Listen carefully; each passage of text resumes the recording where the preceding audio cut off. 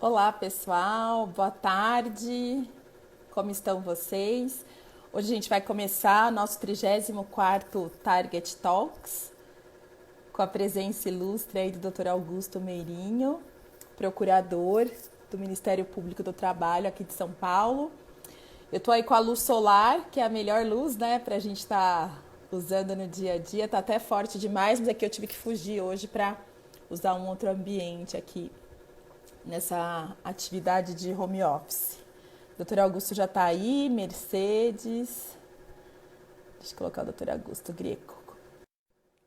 Olá, doutor Augusto. Boa tarde. Olá, tudo bem? Olá, Aline, tudo bom? Tudo Boa ótimo. tarde a todos, boa tarde a você. Boa tarde. Vamos Tá dar mais um bom? tempinho para as pessoas. Tá ótimo.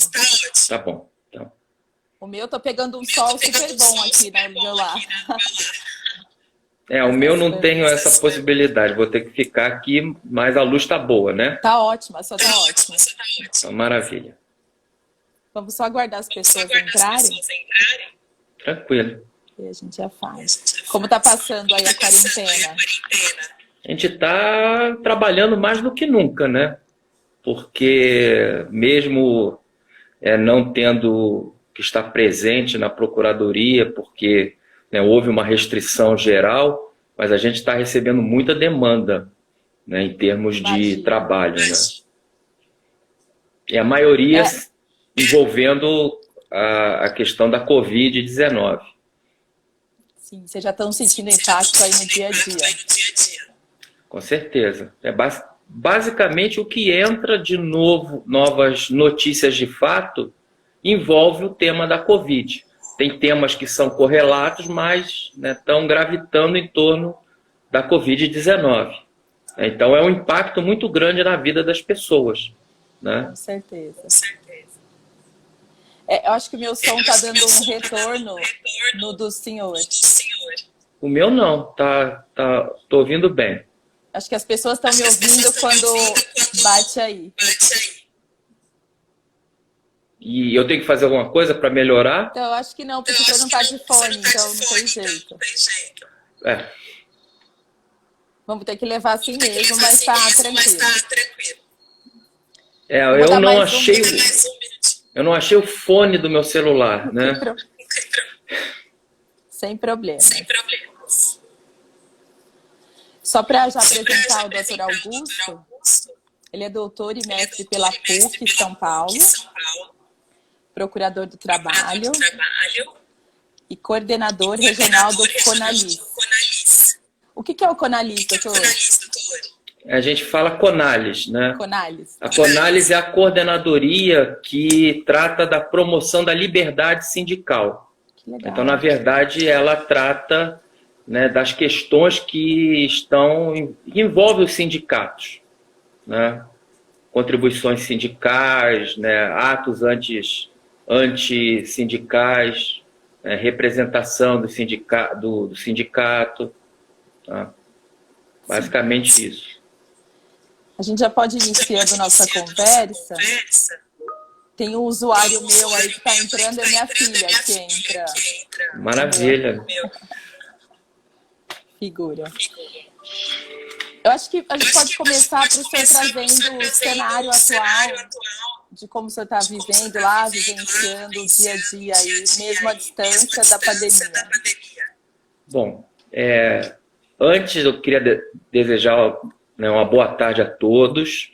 Estamos passando por esse momento peculiar na nossa vida, né? Nós estamos, na verdade, num momento histórico que a gente nunca pensou que poderia acontecer, né?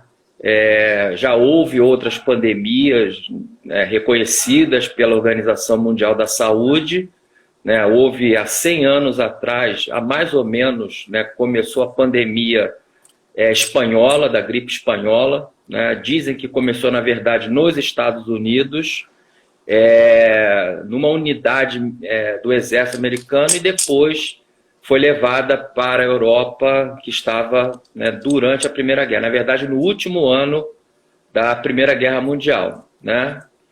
Então, era de se esperar, tem, né, autores que, né, escrevem sobre isso, tem um médico que tem 2 livros sobre pandemia e sobre vírus na história, agora eu não me recordo o nome dele, ele é médico, infectologista, e eu acho que ele trabalha no Hospital Oswaldo Cruz, Hospital Alemão Oswaldo Cruz, e ele, né, no livro dele, ele fala que, né, as pandemias são esperáveis, né, mas a gente não imaginava que houvesse uma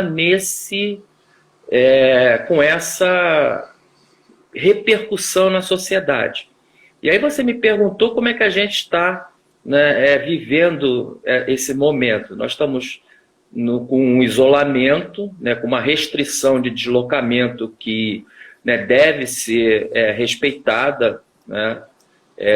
A gente tem acompanhado na grande imprensa, aqui e em outros países, que quando se afrouxa a questão, né, do isolamento, há uma tendência a uma repercussão negativa, tanto no número de pessoas infectadas como no número de óbitos, né? E a gente tem um limite de capacidade, né, no Sistema Único de Saúde e no Sistema de Saúde Suplementar também, né? Então, a melhor coisa é a precaução e a prevenção, né? E o Ministério Público brasileiro como um todo, e o Ministério Público do Trabalho em particular, tomou decisões, né, de forma a que não houvesse interrupção no trabalho, no atendimento à sociedade, mas com atendimento remoto, né? Então, praticamente, nós trabalhamos num sistema de plantão. O Procurador-Geral do Trabalho, o doutor Alberto Balazeiro, ele baixou uma portaria, né, e logo no início da pandemia, e que restringiu, né, o atendimento presencial nas procuradorias, mas determinou que fosse estabelecido plantões, né, que poderiam ser, inclusive, remotos, de atendimento imediato, né, havendo necessidade de deslocamento de um procurador do trabalho, de uma equipe de apoio, por exemplo, resgate de trabalho escravo, né, questão de trabalho infantil, essas questões mais sensíveis na atuação do Ministério Público, que repercutem, né, na sociedade muito negativamente, tem os procuradores para fazer esse atendimento. Então, basicamente, a gente está trabalhando remotamente. Quando temos que fazer reunião, por videoconferência, né, questões envolvendo audiências, reuniões de mediação, etc. Entendi. Doutor, já tem uma pergunta aqui. Se poderia contar com sua experiência, como está atuando com relação aos trabalhadores informais das plataformas de entrega? As plataformas digitais, né? O Ministério Público do Trabalho é uma boa pergunta, né? É excelente, né? Porque, inclusive, São Paulo, claro que plataforma digital, ela tem em todos os locais praticamente, nas grandes capitais tem as plataformas digitais. Então isso é uma questão que é da modernidade, né? Nós vivemos aí uma 4ª revolução industrial, né? Que o pessoal chama indústria 4.0, e que, né, o trabalho por meio de plataformas é um trabalho real hoje, né? E o Ministério Público do Trabalho de São Paulo ajuizou as ações, né, contra algumas dessas empresas, né? A Justiça do Trabalho ainda não se posicionou em relação a isso, né?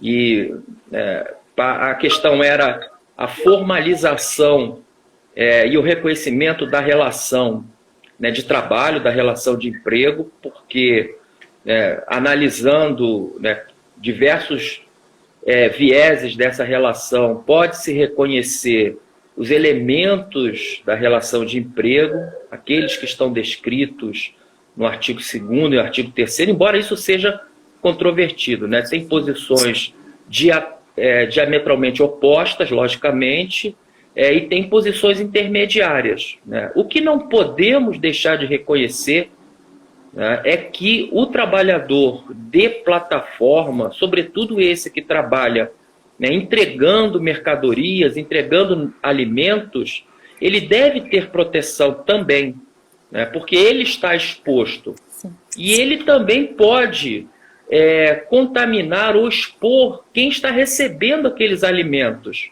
né? Então, todo cuidado deve ser conferido a eles. Então, uma das ações, né, que o Ministério Público aqui de São Paulo adotou, né, foi ajuizar uma ação para que se assegurasse a esses trabalhadores o fornecimento de os equipamentos de proteção individual, né, e que se tivesse a garantia também de remuneração para que, né, aqueles trabalhadores que não conseguissem exercer ou ficassem à margem, né, de uma remuneração mínima também tivessem acesso, né? Mas a justiça ainda não se convenceu de que nós estamos com uma realidade de trabalho subordinado mesmo, né? E o pior de tudo, é um trabalho subordinado em que todo o controle é feito pela plataforma, pelo algoritmo, não é para um ser humano, né? Então ainda, né, nós temos essa questão, porque existe o controle, às vezes o controle é muito mais rigoroso do que o controle humano, né? É o algoritmo que está controlando onde, né, o trabalhador está andando, porque o sistema sabe onde o celular se encontra, né? Quanto tempo ele está levando para entregar, né? Então, dizer que não existe subordinação jurídica é desconhecer mesmo a realidade dessas plataformas. Então, é uma demanda, né? O procurador-chefe aqui de São Paulo reconhece que essa questão é sensível para a cidade de São Paulo, tanto que São Paulo foi uma das primeiras regionais, né, que ajuizou a ação para proteger esses trabalhadores de plataforma. Entendi. Como que o MP tem feito extrajudicialmente nessa pandemia, doutor? Então, essa é uma pergunta interessante, né? E se me permitir falar um pouquinho sobre a nossa experiência, né, da atuação extrajudicial. Recentemente, o Ministério Público do Trabalho, né, o Conselho Superior do Ministério Público do Trabalho, editou uma resolução para tratar desses instrumentos de resolução de conflitos extrajudiciais, né? E criou em cada uma das procuradorias regionais do trabalho, né, somos 24 procuradorias aí, né, nos estados e mais no Distrito Federal, e tem as procuradorias nos municípios também, né? Aqui em São Paulo, por exemplo, nós temos procuradoria em Santos, procuradoria em Guarulhos, em Mogi das Cruzes, né, em São Bernardo do Campo, né, e Barueri, né? Então, na sede foi criado um núcleo que é chamado de NUPIA, ou NUP, a gente ainda não, né, decidiu como vai pronunciar, né? É um núcleo permanente de resolução, né, de conflitos, né? E é um núcleo extrajudicial, é um núcleo de mediação, né? Porque antigamente como é que funcionava? Cada procurador do trabalho ele poderia receber um pedido de mediação. Então isso era diluído entre os procuradores que atuam, né, vamos dizer assim, nos procedimentos de investigação, né? É claro que a mediação tem uma forma diferenciada de se conduzir aquele procedimento, né? Não é todo mundo que tem, embora isso seja uma atividade típica do Ministério Público, né, a mediação, a arbitragem também está na Lei Complementar 75, né, expressamente como uma atribuição do Ministério Público. Nem todos os procuradores têm essa facilidade ou têm essa empatia e nem, né, se sentem confortáveis a fazer a mediação, porque é uma questão complexa, dá trabalho, o procurador tem que se preparar, né, para lidar com as angústias que as partes às vezes trazem para a mesa de mediação, né, de negociação ali naquele conflito, né? E às vezes o procurador tem um olhar muito investigativo mesmo, que é uma das principais atividades extrajudiciais do Ministério Público, é investigar, né, aquelas, vamos chamar de denúncias, né, as notícias de fato, que hoje é como se chama, que chegam ao Ministério Público com notícia de que há descumprimento de normas trabalhistas, no nosso caso, que podem indicar danos a direitos coletivos em sentido amplo.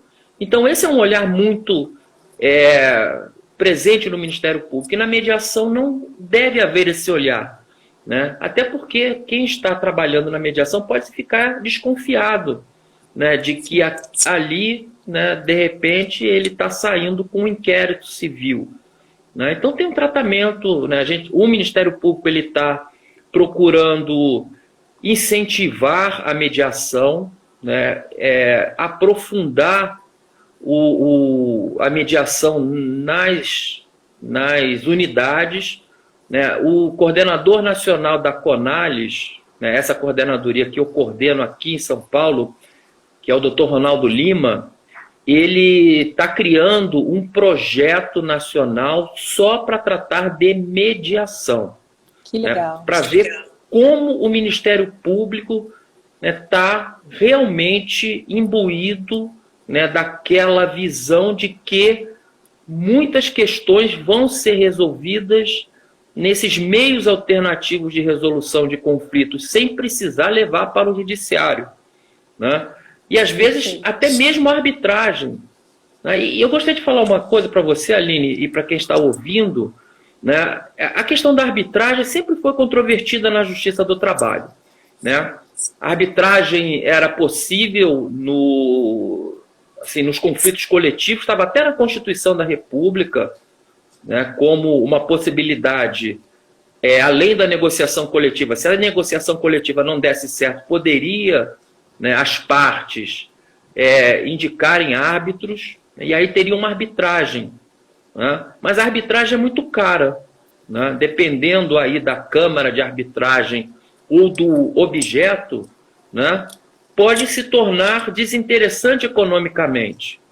E tem uma vantagem da arbitragem no Ministério Público do Trabalho. Ela é de graça, porque está dentro das atividades do MPT.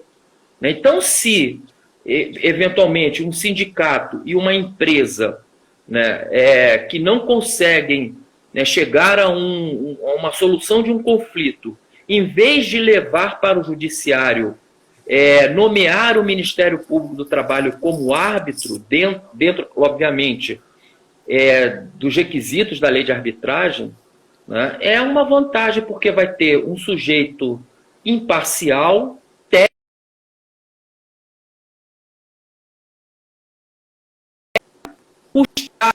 não vai trazer um ônus financeiro para as partes, né? E o Ministério Público do Trabalho quase que não é utilizado como árbitro.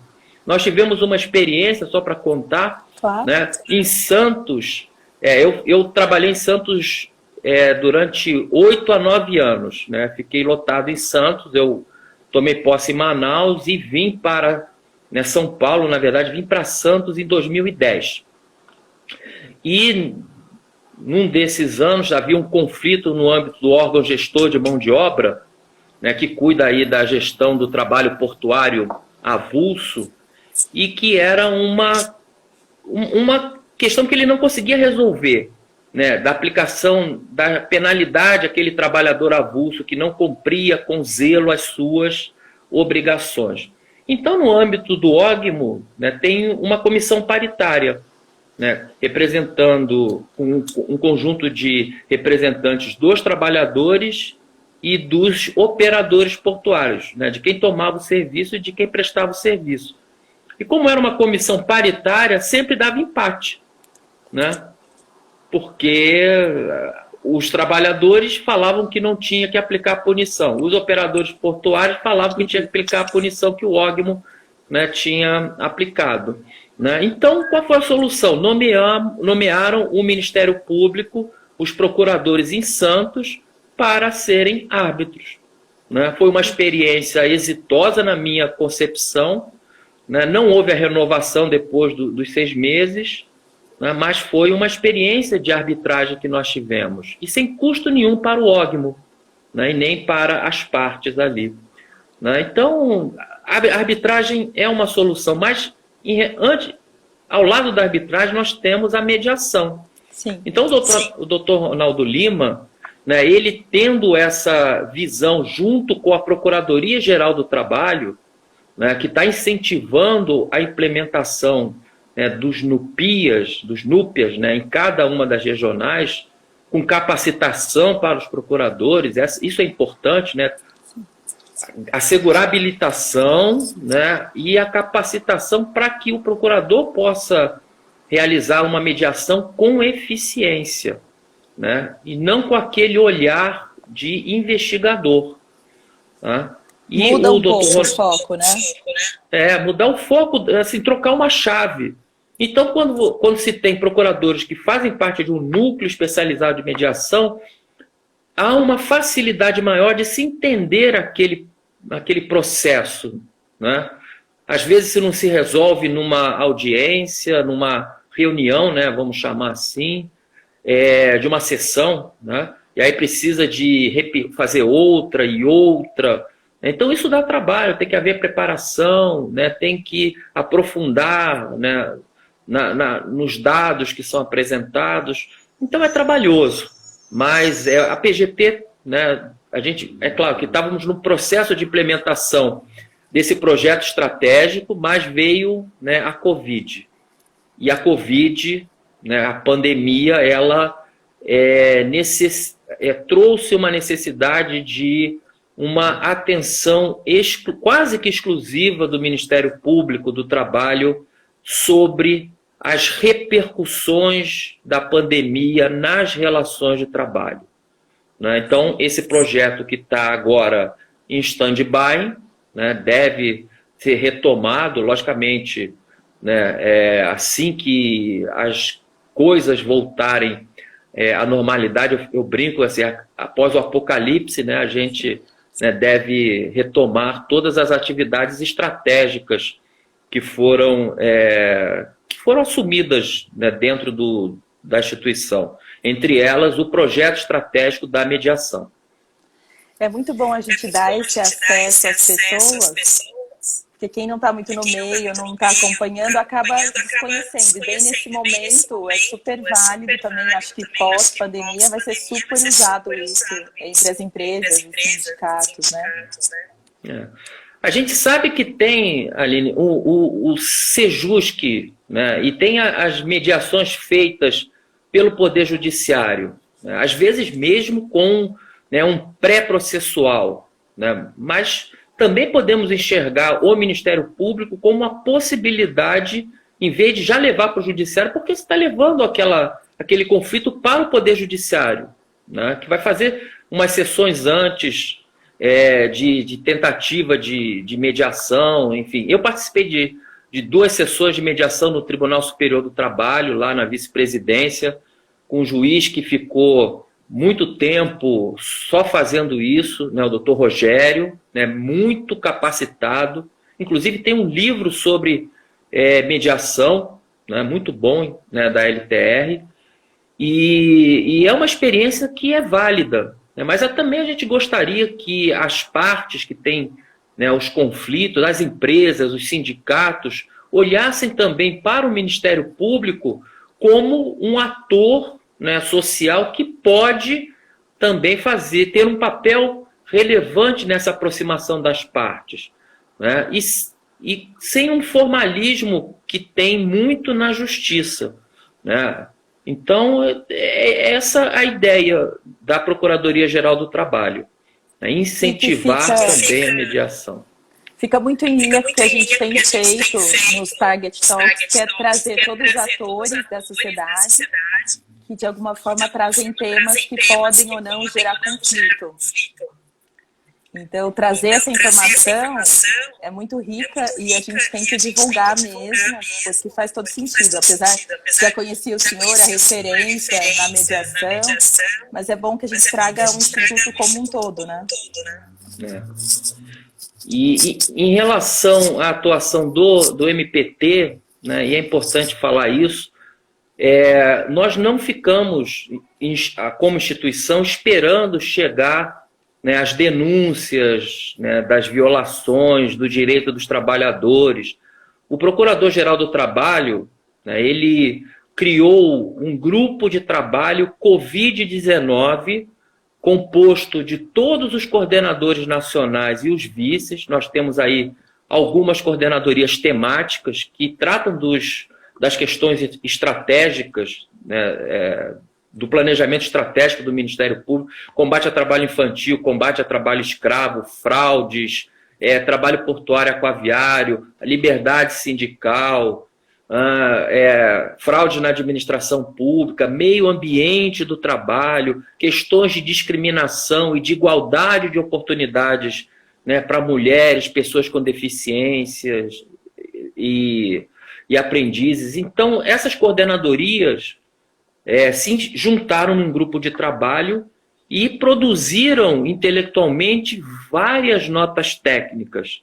Né? Ao todo, me parece que são 19 notas técnicas se debruçando sobre os mais diversos temas.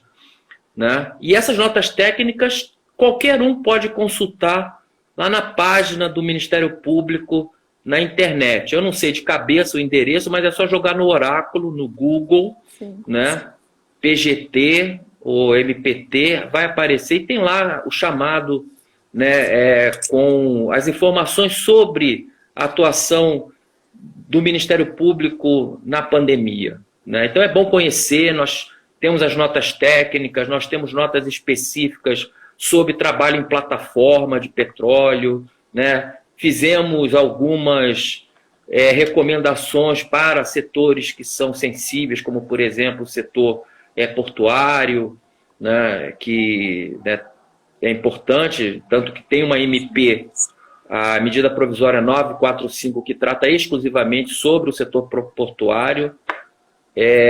Então, nós, enquanto instituição, nos adiantamos e fizemos, né, um trabalho intelectual preventivo para mostrar para a sociedade, né, os direitos, né, quais são as medidas que as empresas poderiam adotar para minorar os efeitos deletérios da relação de trabalho, né, por causa desse período. Entendi. E você poderia compartilhar os volumes que estão tendo? Isso é público, esses dados? O que está chegando nesse momento? Basicamente, isso não consta na página da internet, consta as notas técnicas. E uma coisa muito interessante que o Procurador do Trabalho fez, ele chamou de destinômetro, né? Ou seja, todas as destinações que o Ministério Público do Trabalho está fazendo nesse período, né, as destinações para recursos econômicos para o combate à pandemia, né, e quais são as origens, né, desses recursos. Acordos judiciais, né, então, em ações que o Ministério Público ajuizou contra as empresas, onde há condenação de valores ou acordos judiciais, os juízes têm destinado recursos para o enfrentamento da pandemia, como também na atuação extrajudicial em alguns termos de ajuste de conduta. Quando há violação de, né, esses direitos coletivos e existe, né, o dano coletivo, o dano moral coletivo, muitas empresas, e tem que se reconhecer isso, estão concordando em reverter esses recursos também para o enfrentamento da pandemia. Então, o Procurador-Geral do Trabalho chamou de destinômetro. Isso está divulgado na página, a gente consegue, acessando o destinômetro, saber, né, de todos os recursos, né, que foram destinados. Eu anotei aqui só o valor, né? Agora eu anotei, mas não sei onde eu botei, né? Deixa eu ver aqui, do destinômetro. Bom, eu me perdi aqui o valor. Eu acho que está em torno de 230 milhões de reais, né? E eu não sei onde está, né? Mas eu tinha anotado. Tranquilo. Então está na página, está super transparente, né, com toda a publicidade, né, para mostrar que o Ministério Público do Trabalho, com esses recursos, e tem um detalhe importante, né? Esses recursos, com reconhecimento da justiça, sobretudo, e com a assinatura de termos de ajuste de conduta, são recursos que estão relacionados a um descumprimento da legislação trabalhista, né, e que gera um dano moral coletivo, um dano que repercute em toda a sociedade, né? Então, não é uma multa administrativa, né, é uma consequência, né, do descumprimento da legislação trabalhista no plano coletivo. A gente chama no plano meta-individual, que atinge muitas pessoas, às vezes com uma conduta única. E aí as, né, empresas condenadas ou que assinam o termo de ajuste de conduta positivamente têm concordado, isso tem que ser falado, em reverter esses recursos para o enfrentamento da pandemia. Perfeito. A Renata me mandou aqui 203 milhões. 203. Eu sabia que tinha um 2 e um 3, né? 200. Então não é 230, é 203. Obrigado. Eu anotei, mas não sei aonde que eu botei. Ela mandou esse aqui. valor. Enfim. E como o senhor está otimista em relação à mediação trabalhista em câmaras privadas? O senhor consegue falar sobre isso? Da sua opinião pessoal sobre isso? Como que está sendo? Bom, em relação ao direito coletivo, né, a gente não tem nenhum tipo de crítica, né? Temos a empresa e os sindicatos, enfim, levarem a questão para a negociação, para a mediação, a arbitragem, né? Arbitragem e mediação. A questão que parece que talvez gere algum problema, ou na minha visão, até pela relação de trabalho, que é uma relação assimétrica, né? É uma relação em que as partes, apesar de ser uma relação de direito privado entre particulares, as partes não estão no mesmo plano de igualdade, né? Existe uma, né, questão de subordinação. Isso ficou comprovado com a questão dos acordos individuais para suspensão do contrato e redução de jornada e de salário, né? Teve até a ação no Supremo Tribunal Federal, foi, né, decidida, né, de que poderia ser por acordo individual, e logo depois, uma semana depois, veio as notícias na grande imprensa dizendo que, na verdade, né, não tem acordo. Na verdade, né, são decisões tomadas pelos empregadores, pelas empresas, que são impostas aos trabalhadores. E ele tem que aceitar ou, né, corre o risco de ser demitido. Então, quando nós temos essa assimetria, né, e a necessidade do trabalhador de trabalhar, né, como único meio de manter a sua subsistência, a subsistência da sua família, ele acaba cedendo, né, a interesses do seu empregador, né? E quando a gente vai para a arbitragem, né, e vai para a mediação nas câmaras privadas, que está autorizado, né, pela reforma trabalhista, a gente fica com umas questões, né? Essa assimetria vai continuar existindo? Quem vai custear, né, o procedimento arbitral ou procedimento, né, de mediação, que tem um custo, né? Vai ser a empresa que vai né, custear isso, né? Então, tem questões que têm que ser, né, ainda bem aparadas, né? Das experiências que a gente teve alguns acessos aqui, a gente verificou que tem algumas câmaras fazendo termo de conciliação com compromisso arbitral, e aí não só naquele limite de arbitragem da lei, né, da reforma, mas sim valores inferiores, quando o contrato de trabalho já está todo extinto, sendo que o empregado é assistido por um advogado, que normalmente é custeado pela empresa.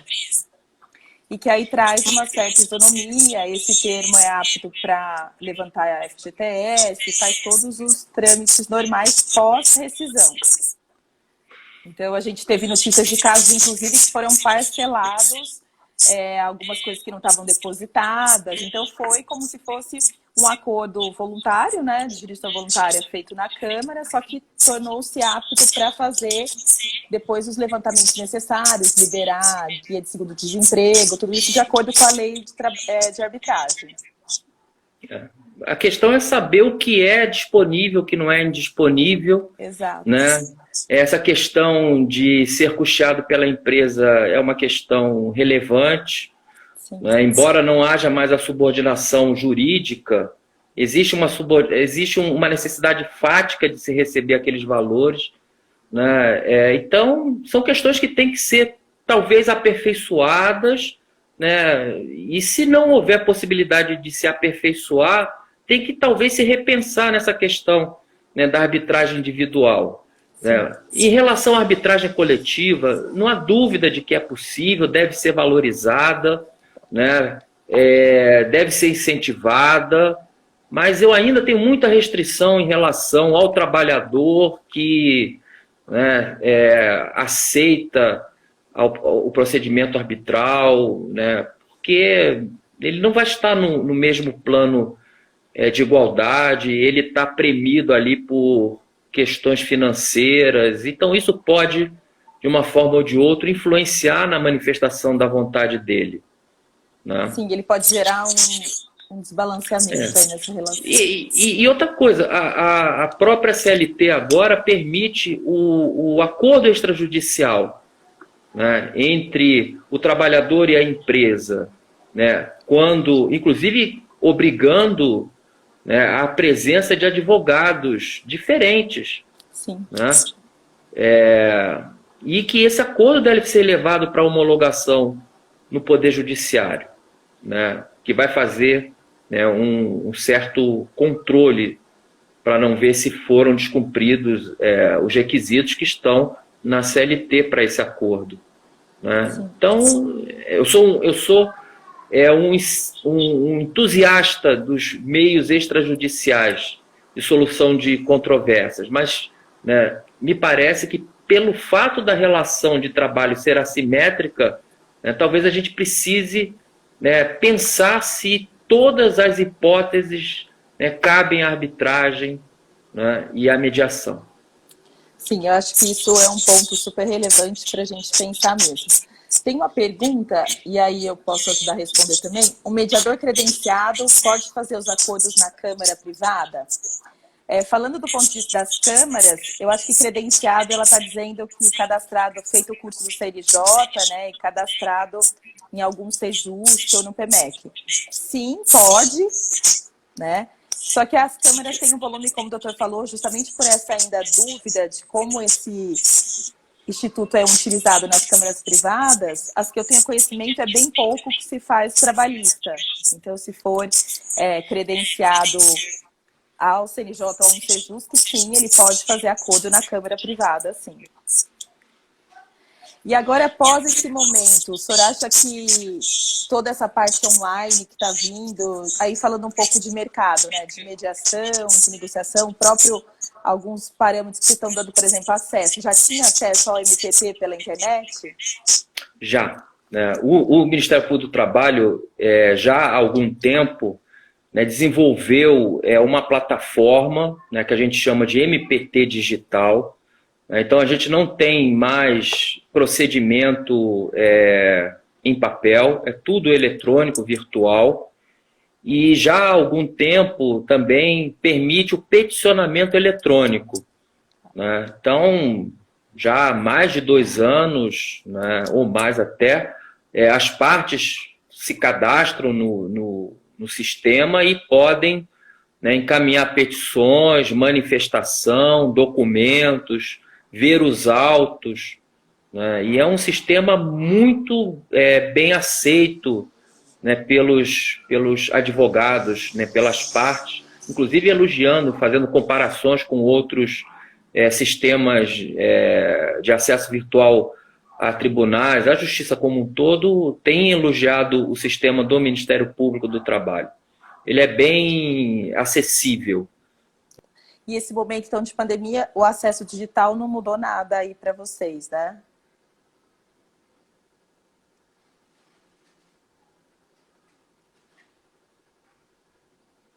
Acho que a conexão está um pouquinho lenta.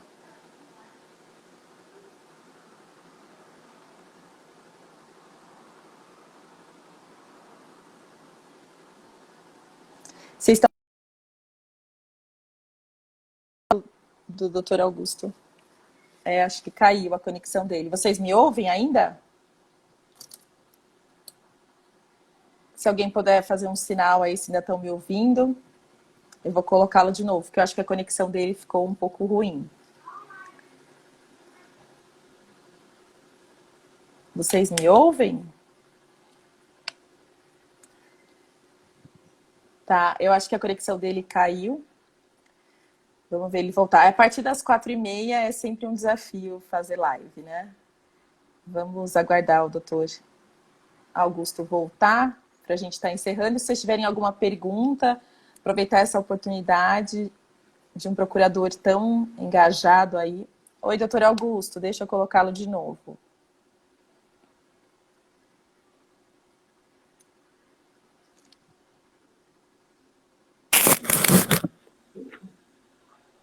Eu estava te ouvindo e te vendo. Travou, e aí o senhor saiu.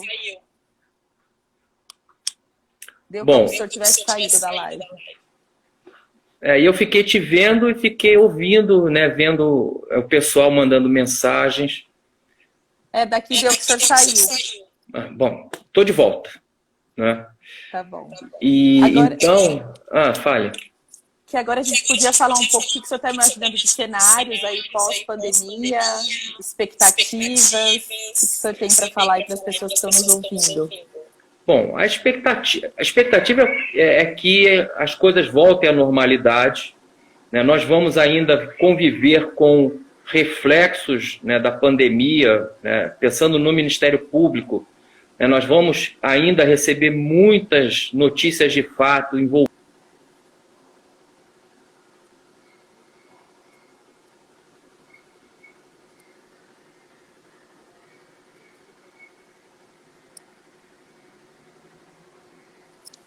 Para mim, ele caiu de novo, eu não estou mais ouvindo. E para mim tá tudo certo aqui. Vocês estão vendo o Dr. Augusto e ouvindo ele também? O Dr. Augusto também? Que curioso.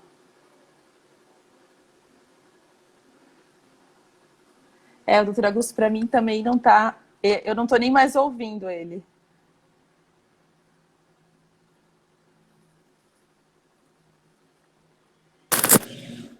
Oi, doutor, voltamos. Bom, nós estamos, né, no módulo intermitente, né? É que Sim. Nem no contrato de trabalho intermitente, né, na novidade. E posso contar para o senhor que depois das 4h30 está ficando assim, normalmente. Bom, então vamos ver essa sua última pergunta. Então, basicamente é isso, né? Nós vamos conviver com ainda reflexos da pandemia, né? O direito do trabalho, para quem atua no direito do trabalho, ganhou, né, uma nova visibilidade. As pessoas perceberam, né, que tudo gira em torno do trabalho, né? Se há 3 anos atrás o direito do trabalho vem, né, sendo desprestigiado, sofrendo mudanças, agora ficou claro, né, que a vida das empresas, das pessoas, né, gira em torno do trabalho, né? E isso vai trazer novas demandas perante o judiciário, né? E com certeza vai ser muito importante os meios alternativos de solução de conflitos, né? Porque a justiça tem uma capacidade limitada, ainda mais que, apesar dos juízes, né, se dedicarem, né, derem boa vontade e tudo mais, mas tem um limite de fazer as audiências no dia. Tem várias que às vezes marca 16 audiências e não dá para... Né? Então, a mediação, a arbitragem vai ser talvez a solução. Vamos trabalhar muito mais agora nesse meio eletrônico. Eu sou uma pessoa que tive o meu Instagram agora recentemente, eu não usava, eu mexia nas plataformas e tudo mais, mas só esporadicamente, e por necessidade a gente precisa evoluir, né? Eu ainda acho que é importante as audiências presenciais, né? Talvez a gente consiga fazer reuniões à distância, mas é importante o contato, na minha visão. Tem especialistas que dizem que não há nenhum prejuízo, né, naquele contato olho a olho e tudo.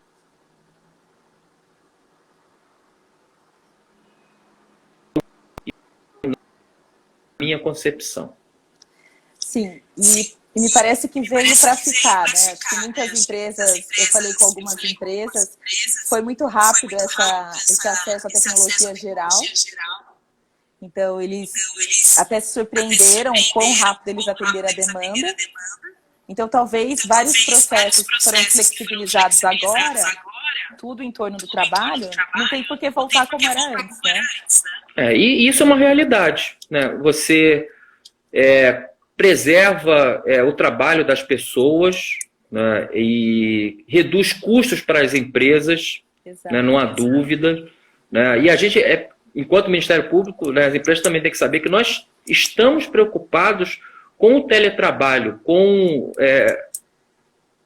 a separação, né, do que é privado, do que é o trabalho, né, do direito ao lazer, da desconexão, né? Isso é importante também, as empresas saberem que no teletrabalho devem ter regras para respeitar o horário das pessoas, né? Como se fosse o trabalho presencial, né? Então, isso tudo a gente ainda vai aprender com o tempo, né? Então, eu acredito que... O que a gente tem visto é uma flexibilização maior em razão desse home office, homeschooling, essa loucura do dia a dia. Até muitos juízes colocaram que estão aceitando despachar à noite porque seus funcionários estão tendo uma outra rotina, né? Porque uma coisa é o teletrabalho planejado, quando você está em home office sozinho, né? Agora, com toda a família, tem que levar em consideração essa desconexão que eu acho que nesse momento está mais prejudicada, né? Com certeza, né? O pessoal trabalhando, fazendo sentença, né? Fazendo petição inicial, né? Enfim, e tudo em casa acontecendo ao mesmo tempo, né? É o filho que quer atenção, né? É a esposa ou o marido que, né, demandam alguma atividade, enfim. Então, a gente, às vezes, confunde, né, o ambiente do trabalho com os ambientes que são particulares, da intimidade da vida das pessoas. E isso a gente vai aprender com o tempo, né? A essa questão, porque talvez, né, a volta do apocalipse, né, a volta dessa pandemia, a gente não vai recuperar, ou a gente não vai ter um mundo como era antes. O mundo vai mudar, né? Agora a gente precisa saber quanto vai mudar e o que vai mudar, né? Mas que ele vai mudar, ele já mudou. Sim. Né? E tudo está funcionando, né, doutor? Eu acho que vocês que não pararam em nenhum momento, né? O próprio Ministério Público, como já é tudo digital, não parou, né? Não parou. A Renata colocou essa informação.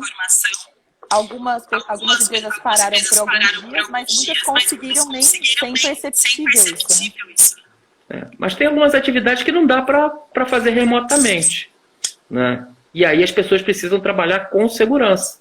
Sim. Né? É isso que vai ficar depois na separação do pós, né? É, exatamente. O pessoal está falando que era para a gente desconectar e conectar de novo para ter mais uma hora. Mas como a gente conseguiu agora finalizar... Eu estou à disposição. O STF estabeleceu ontem a manutenção do teletrabalho até janeiro. Até o ano que vem. Isso. Eu acho que a gente encerra por aqui. A gente pode voltar a falar um específico só de teletrabalho, trazer alguns casos práticos disso, se eu tiver agenda. Super agradeço. E aí, deixar uma mensagem final de cuidados aí no teletrabalho, se o senhor puder, para as pessoas que estão nessa atividade, para que o que elas podem fazer para se cuidar um pouco.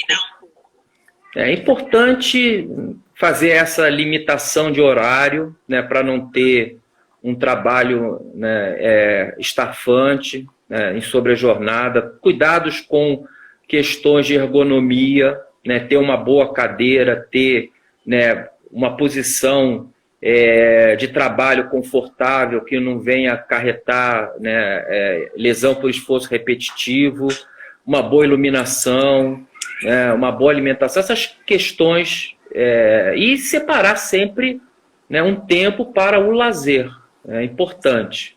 Né? Com certeza as pessoas agora, quem trabalha com determinadas atividades está trabalhando muito mais do que antes, né? Porque concentra tudo e não para, mas é importante separar os períodos em que há desconexão com o trabalho, né? E sempre cuidar da saúde, né? Cuidar aí das questões ergonômicas, né? Isso é muito relevante. Tá bom. Muito obrigada pela sua disponibilidade de agenda. Eu agradeço todo mundo que pôde nos ouvir aí. Depois eu vou baixar essa live e eu mando para o senhor também, que a gente consegue deixar isso na nossa página. Maravilha. Eu agradeço, Aline, o convite e fico à disposição, né, para outra oportunidade, outra agenda que você tenha, né, de algum tema, a gente fica à disposição. Tá ótimo. Muito obrigada e um prazer enorme tê-lo aqui no nosso Target Talks, tá bom? Obrigado, eu que agradeço. Até. Obrigada. Até. Tchau, tchau. Abraço a todos.